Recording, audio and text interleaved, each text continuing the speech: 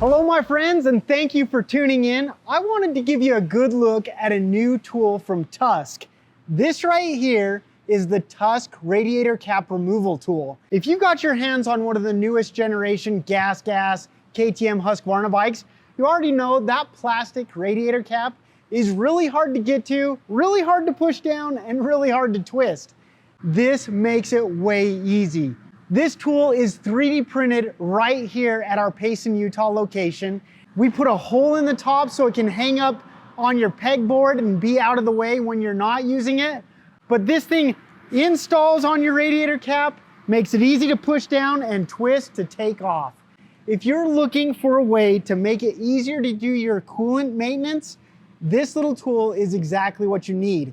Now this is a machine specific tool, so be sure when you're on the product page to put in your bike year, make, and model so that you can be sure that we've got the right tool for you. Go ahead and click on that link below to get yours. And as always, if you're looking for your place to get ready, Rocky Mountain's the place to be. I'm Trent. Thanks so much for watching.